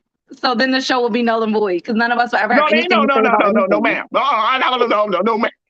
It will not be null and void. Opinions about things. Come on, that's unrealistic. I don't think you guys are being unfair. That's just unrealistic. So so you're telling me that in your personal life, when your girlfriend or so-and-so call you, or you see somebody cheating on so-and-so, and you don't call some girl. Look, we do that. But here's your point, though. Don't be mighty and be phony. Like, no, it's not being phony. But what did you just say? I'm not talking about you. No. I'm just saying, in that example, you literally just said. Your ass does not follow the stuff. Not to mention reality TV. What are the ratings for reality TV? How has reality TV grown? Through the roof. That's what I'm saying. So people, stop acting like y'all don't want to know about other people's drama. Stop. It's phony. Just stop it right now. I'm not saying that we don't want to. Hold on. TV all I'm saying is that as it is. All I'm saying is not that we don't act like we don't want to know other people's drama. I'm just saying it's getting to a tipping point, I think, in this country where that's all we're consumed by, and that culturally it's creating a space where we just become we want to become so enraptured by somebody else's mess, right? That we don't want to deal with our own. I think we are dealing with our own. I think that's why it's so appealing. We're escaping our own. We're not dealing with it. We're escaping it. I mean, I don't know. I'm on the fence about it because I feel like you do need a little frivolity in your life. But then who wants to be focused on? Like, I could be immersed. I could be immersed in my work all day. I could. Right. I do. I fall asleep with my work, literally. But why would I? Like, that's not fun. That's not living. That's not living. Let's be real. I need some. Hold on. That might be the quote of the day. I could be focused on myself, but who wants that? That's not fun. That's not. I could be doing me and doing me very well, but who wants that? I need to worry about somebody else. I grew up on The Young and the Restless, As the World Turns, The Bold and the Beautiful, Passions. What else? Oh, General Hospital. So I'm all for the tea, baby. I've been watching the tea since I was about 3 years old. Wishing I could watch Barney, but I got to worry about Sharon and Victor. What he doing? It's no different than that. You know, I love TV. So, I mean, I'm just saying, but it's really no different, Farajii. The same way people are addicted to those dramatic fucking stories, it's the same way we want to know about the people who we're invested in, who we're fans of, because we look up to them in some ways. We idolize them. I personally, I'm a poet. Oh my God, do you know how many times I've watched Love Jones? Do you know how inspiring that was as a poet, even when I was young? It's one of my favorite love stories, one of my favorite Black films. I even went and saw the play. The play, of course, was nowhere a musical. It was nowhere near as good as the film. But that's how much I loved the movie, and that's how much I've loved Nia Long. Like, I have probably seen just about every project that Nia Long has ever done because I'm just a huge fan. I think so for me, I've been more hurt for her because as a woman, I know what it feels like to be cheated on, and it feels awful it already feels awful being cheated on, especially when it's the father of your children or your child. This is someone that she's been with for 12 years, and then to have everybody talking about it. It's embarrassing on so many different levels. And so, again, she's the victim. Her son, who has to watch his father being dragged through this, is also the victim. And I think that's what we have to keep in perspective, that there are the collateral damage that it does to the actual people and the children. That's what we have to really keep in perspective. And that's the other part of it as we wrap up this discussion. But that's the other part of it, which is his son is 10 or 11 years old. So he's clearly at 11, an age where, he's clearly at an age where he'll read about it. He understands that, okay, daddy not showing loving mommy the way that mommy wants to be felt. I mean, he gonna see his mother in a state of grief or pain and hurt. So, I mean, I would agree wholeheartedly with you on that it's got to be a different conversation. And I think he would have already probably seen her go through some level of hurt just because of the age that he's at. I don't know who she is as a woman, and how she may express or not express herself, but daddy fucked up. Regardless to whether or not people were putting it out there, if daddy didn't fuck up, no one will be able to talk about it. And that's what the reality, boils down to. This is something that he is going to have to fix within his own family and within his own relationship with his son. And that's on him. He did not think about his son when he made that decision to possibly ruin his family. He didn't. Damn. And as a man, that's a hard hit. I'm gonna tell you, that's a hard hit. You got to live with those decisions that destroy your family. You got to live with the decision, and now you got to look in your son in the eyes and explain to him why his world, his view of his daddy, who oftentimes is the superhero of their sons, right? Daddy messed up. And I'm a huge advocate of parents not putting themselves on this pedestal. You and I have many conversations about parenting. I'm a huge advocate of that. Like, make it realistic to your children that you, even as a parent, will even sometimes make some bad decisions, or, because your children have to understand, they have to see your humanity. I think, this is my personal belief, folks, I think your children should be exposed to your humanity early on so they can have a proper understanding of who you are. Because if you always show them the well-behaved side of you and they never see the other side of you, when they see the other side of you, it's like not knowing Santa Claus is real. It's like, oh, mom, you do what? Dad, you? And it can mess them up because your parents are the stability. That's how you learn to be mentally, emotionally, spiritually stable, is from your parents. If your parents are the pillars of stability, if your parents aren't stable, then guess what? Not to say that you will be unstable, but the chances of you not seeing things in the right context, it goes higher when your parents are not there. And that's all. And I agree with you wholeheartedly.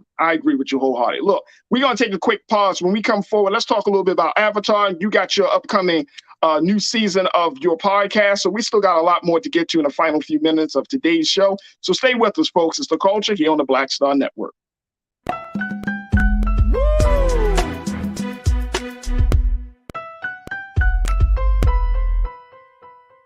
Hatred on the streets, a horrific scene, a white nationalist rally that descended into deadly violence. White people are losing their damn minds. As an angry pro-Trump mob storms the U.S. Capitol, we've seen We're about to see the rise of what I call white minority resistance.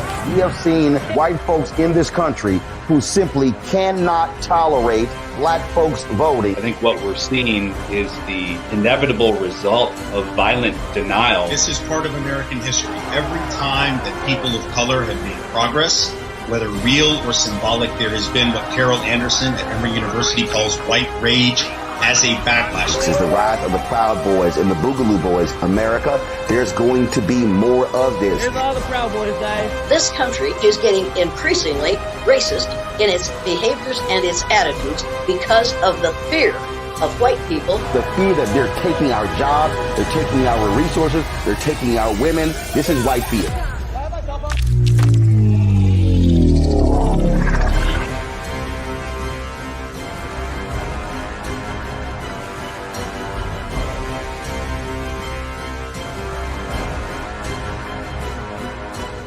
When you talk about blackness and what happens in black culture, we're about covering these things that matter to us, speaking to our issues and concerns. This is a genuine people-powered movement. There's a lot of stuff that we're not getting. You get it, and you spread the word. We wish to plead our own cause.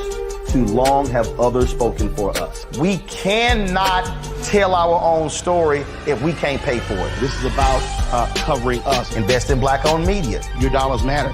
We don't have to keep asking them to cover our stuff. So please support us in what we do, folks. We want to hit 2,000 people, $50 this month, raise $100,000. We're behind 100,000, so we want to hit that. Y'all money makes this possible.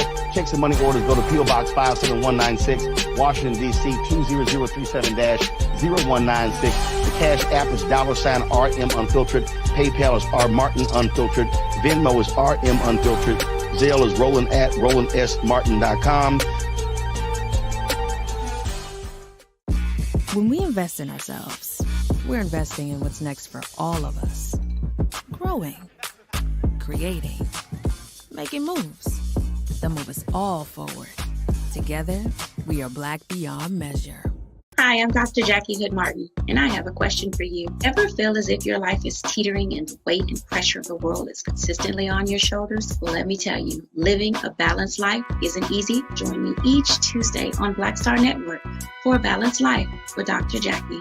We'll laugh together, cry together, pull ourselves together, and cheer each other on. So join me for new shows each Tuesday on Black Star Network, A Balanced Life with Dr. Jackie.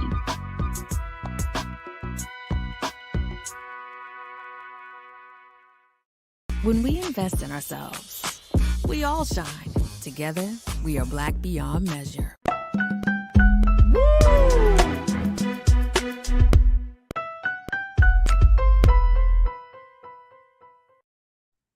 All right, folks, welcome back to The Culture here on the Black Star Network. We got a final few minutes of today's show, and I appreciate each and every one of you for tuning in. We got Culture crew member Nira Muhammad, who is the host of Queen Talks with Nira, the podcast that is streaming on all platforms. And, we wanted to take the final few minutes to kind of talk a little bit about the importance of podcasting and the work that Nira is doing. And she is kind of branching out in her space, in her world. First and foremost, let's talk about a couple of things, because you're a screenwriter. We do know that. And now you're putting out, you're actively working on getting some of those things, some of your projects, reviewed in a big space and more well seen. But then you're also having these important conversations with women in particular. Mm-hmm. But your podcast is actually open to everybody. Oh, yeah. But, men and women, you highly encourage men to tune in, because you talk about a lot of different things. If you want to know about women, if you want to know about Black women, you should be listening to what Black women have to say, right? I mean, I think you should be listening to what Black women have to say. So talk to us. This is season 3 of your podcast. And, folks, if you want to check it out, make sure y'all go to Queen Talks with Nira, on IG and on all streaming platforms. Y'all can Google it right now. Now, Ariel, I don't know if you can just pull that up when you get a chance. But yeah, I'm actually happy, Farajii. We just got it on Amazon Music and Audible today, so that's awesome. That's awesome. So, yeah, all right, you can find us on all the platforms. Right, that's what I'm talking about. All right, so season 1, season 2. Talk to us how you got to season 3 and what we can expect there. Okay, so season 1 was really great. You actually produced season 1. So for those of you that don't know, Farajii produced season 1. I mean, down to like making sure that I had a script for my guests. Each episode, we interviewed different women. It was really great. I mean, it was from, women in business, entrepreneurs. I had an accountant on there to talk about finances. Oh my gosh, we talked about Black Lives Matter. So many things that were happening. Season 2, I kind of switched gears. It went from just being I Call Queen the podcast to Queen Talks with Nira, because I actually noticed that the episode from season 1 that I had the most streams was actually the episode that I did by myself, where I was calling it my Sister Talks episode. And I was literally just having like a candid 30-minute conversation, and it was a really successful episode. And so I was like, you know what? Let me just take away all the pressure of podcasting, because sometimes you just have a word. You have something that's really on your heart that you want to say and that you want to share. And so season 2 kicked off. We talked about dating. We talked about manifesting. We talked about, oh my God, social media creating narcissists. We talked about how to apply cancel culture to your life, becoming your own dragon slayer, not waiting for someone to save you. Oh my gosh. We talked about, the balance of being a woman, your sexuality versus your brains, and how you can, meld them both together. And so for season 3, I want to take season 1 and I want to take season 2 and I want to marry them together and I want them to have a baby. So what you're going to get is some episodes where you get me solo dolo, just like rocking it out on a topic. But then I'm also going to be interviewing people. And I've already have like a really cool lineup of guests that are going to come on the show. And I'm really excited. I'm kicking off this first episode with a show called Fuck Boys. And it wasn't intentional. I was like, no, I want to come on. I want to talk about my birthday. I just turned 33. I want to talk about the significance of the number 3 and your angel numbers. But I was inspired to talk about relationships and dating because, just listening to my friends and all the things that they've gone through and just like having guys like DMing me like the most inappropriate things, it just like instantly sparked. And I was like, no, that's where we have to go with this first episode. And so episodes are going to be dropping every single Saturday Eastern time at noon. And then on Sundays, we're going to be going live at 9 p.m. Eastern, which is something new that we've never done. So that means you have to stream the episode somewhere between 12 p.m. Saturday and I'm going to say 8 p.m. Sunday so that you can make sure that you're up to speed and you can come into our live and you can chat with us. And prayerfully, all the guests that I have on the show will also be joining me for the lives so that you can talk to them as well. So I'm excited. All right, and I would direct everybody to your Instagram for Queen Talks with Nira. And make sure y'all check her out on that Instagram piece, because that's where you're going to find the link for all of the shows, the past shows, and all of those good things. But I think it's interesting, and I wanted to have to take the moment to have this conversation there, because I think that we're in a time where women are becoming more empowered to speak their truth. Everybody's talking about speak your truth and say what you want to say, and I think it's important. And then even for men to tune in. And that's why, because I recognize that in my years of doing media work and in my years of talking to a lot of different women, it's important that we bring that view into the discussion. Like a lot of the conversations that we have culturally are about women. A lot. And we're not at the table of a lot of those conversations. When a lot of those decisions are made, we're not at the table. And it always makes me think about Africa, when you had all these Europeans from around the world who sat down at a table and decided how they were going to divide up Africa with not one African leader and, present. I think of that in terms of our womanhood. So often there's so many conversations that are being had about us, about our bodies, about what we need, what we don't need, who we are. This, even in writing, I think even in TV, I think, which one of the reasons that I wanted to become a screenwriter was because I felt underrepresented on TV. Even on the shows that had Black women, I still felt like there was no one there that was like me.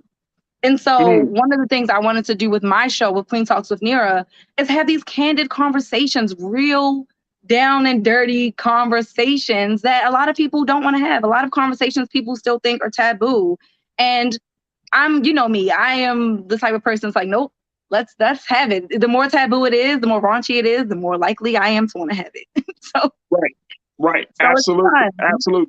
But you know what? And you and I have always had these conversations about creative decisions, about what should be put out there, how should we present these news and information.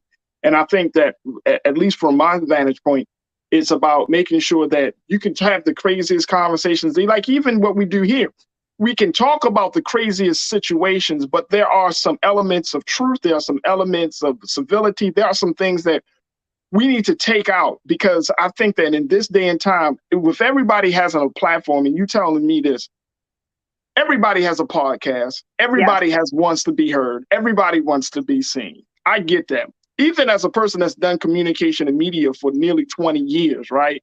I am still blown away by everybody who's like, oh, I'm going to just get on this mic and I'm going to just go off. And I'm like, I wish it was that simple, right? I mean, you've been in those spaces where you've been a part of podcasts, but then you also have done radio shows.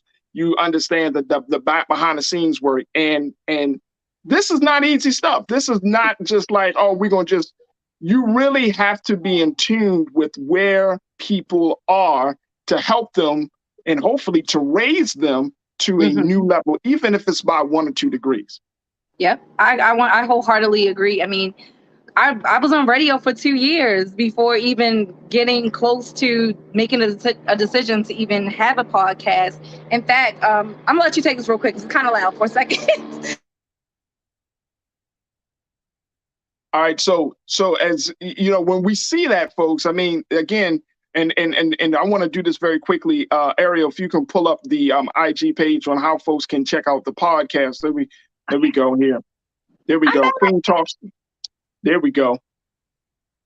This is the IG page. Make sure y'all follow Nira and the IG page of Queen Talks with Nira. You can see all the latest. She even posts, you know, when she's on the culture and all of that good stuff. So it's a lot of things that are happening, a lot of things that are posted, and you will see more of what Nira is doing. But to your point, before the helicopter airplane came. Yes. What was I saying, Farajii? I was just making a point that you were saying that over the years, like, you know, you put in work in this field for a while to even make sure, because I was kind of afraid to lead the conversation. I was on a really dope show Farajii gave to 3 other Black women and I from Morgan State University. Shout out to Morgan. But Autumn Queen, if you listen to the radio, Autumn was the chick who at late night, she had all the hip hop shit. You know what I mean? But she could also hold the show. She could host the show. So I was always nervous to be like the lead on the show. I was like, it was weird because like Autumn was like the lead, but then like once we were in it, I was like, you know what I mean? I'm like gone. So I was nervous about starting my own show because I had always had somebody else to kind of pivot off of, someone else that was there. And then with your guidance and with Mika, who was also one of our producers from WEAA, y'all have really helped me to like build a solid first season. You guys really showed me the ropes, helped me figure all that stuff out. But then again, like you mentioned, it is work. And I didn't want my podcast to feel like work. So that's the reason why for season 2, I had shifted gears and was like, you know what? I'm just going to do this solo dolo because I don't want to have to get pretty. I don't want to put my makeup on to do my show. I want to just be ugly, have my little glass of wine, record my podcast because I got some shit that's like, that I want to say, and I'm going to post it. And it was beautiful. I please go back and listen to season 2. Like, I love season 1, but season 2 is like my fucking baby. I love it. And I'm just like, listen to season 2 because you're going to hear a lot of stuff from season 2 continued into season 3. And so I'm a writer. So I'm a storyteller. I'm a curriculum writer. So a lot of what I do does build off of stuff that I already started. So it is important to kind of go back and hear what we said before. There it is, folks. Make sure y'all tuned in. The season 3 of Queen Talks with Nira Muhammad kicks off tomorrow at noon. And make sure y'all tune in. It's streaming on various platforms, but you can go to the IG page you see right there and get all the latest news and information about what's going on with Nira, her thinking, what's happening, and so much more. So again, big shout out to Nira for the great work she's doing, putting the story of many women out there, not just talking about things happening in her personal life, but she's serving as a voice for so many other women. And so we look forward to season 3. And you know, I might hop on the mic there at some point. I might, but I give them space. I'll fall back. No, I would love to have you on. I always enjoy talking with you. The problem with talking to you, though, is that I try to keep my show at 30 minutes. I don't really talk much.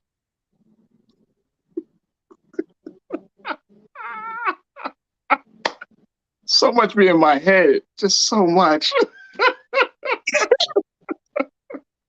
Yeah, you're not really a talker. You're not really a talker. I got so much in my head. I read so much, and I'm thinking about so many things that I got to share it with so many people. So anytime I get an opportunity, I show y'all, and I become the guest. I try not to. I really do. I fall back. Whatever she talks about, you know, people always ask me. It's so funny. People always like hit me up like, "Did you hear your wife? Did she say that?" Look, man. Look. I've learned very early on, and you know, this is to the men that are tuned in today. You know, you just got to allow space for the women in your lives to express themselves the way they need to express themselves. That's what I've learned, you know, and you got to allow space to do it. And so, because at the end of the day, they're going to gain from it. You're going to gain from it in your relationship with them. But if you don't give them that space, and this is for men too, like sometimes women can be very controlled, like, oh, no. You know what I'm saying? And you got to allow people to express themselves the way they see fit and not try to control them. And I think that's one of the big things about where we are in our culture. Our culture doesn't allow us it doesn't understand the balance. Yeah. You know what I'm saying? Of guiding people versus controlling people. So it's a beautiful, beautiful thing. But folks, y'all definitely don't want to miss out on season 3, Queen Talks with Nira. And Nira, of course, is a Culture crew member. She's been with us from the beginning. So Nira, we thank you so much for your time today, your analysis, and your candor. Farajii, you forgot to mention Avatar. I just thought about that. You mentioned Avatar, but I looked at the drop date for some reason. I'm showing as December 16th. What? So yeah, I'm like, I thought it dropped this weekend. Maybe they got some pre-sale tickets going on, something. I don't know. I guess we gotta look. Well, we'll certainly talk about it the next time you're on the show. But Nira, thank you so much as always, dear. Thank you. Good to have you on. Thank you for being so good for the culture. Folks, make sure y'all tune into the season 3. Make sure y'all follow. Oh, Nira, what's your social that you want people to follow you on? Oh, they can follow me at Queen Talks with Nira, or, if you want to follow my Ratchet page, there's a link for that also on Queen Talks with Nira. So there it is. I'm easy to follow. There it is. Also, that's awesome. All right, folks. Thank you, Nira. Thank you so much, dear. Truly thank you for having me. Absolutely. All right, folks, that's going to do it for us. But I thank each and every one of you for tuning in. I want to thank my guy, Rashad, for tuning in as well. I want to thank my dynamic team, Joel and Shannon and Ariel and King Keenan. I want to thank our control room for making it so great for us to do the show each and every day. Thank Big Brother Roland for the opportunity. And again, can't say it enough. Thank you for tuning in. All right, folks. Thank you. Make sure y'all continue to support us at Black Star Network. Your support means everything to us, especially to me. So your support of the culture, your support of the work that we're doing is pivotal. Go to our website today at blackstarnetwork.com. Support Black-owned media that is going to plead our case and tell our story properly and with a cultural context that is often missing in the big conversation. So you don't want to miss a word of what we have to say at blackstarnetwork.com. Stay tuned. Up next is Roland Martin Unfiltered at 6 p.m. Eastern Standard Time. But as always, never be afraid to challenge what's wrong. Stand for what's right while being yourself in the process. God willing, we'll talk on Monday for another exciting edition of The Culture right here on your station, your digital platform that's talking about things that are important to you. BlackStarNetwork.com. Follow me on all Instagram, on all social media, and for Real Farajii, The Real Farajii on Instagram, Farajii on Twitter, and Farajii Muhammad. And I look forward to connecting with you, building with you, and more importantly, pushing the culture forward. Thank y'all. Have a great weekend, God willing. We'll see each other on Monday. I look forward to talking to you then. Thank you for tuning in. Peace.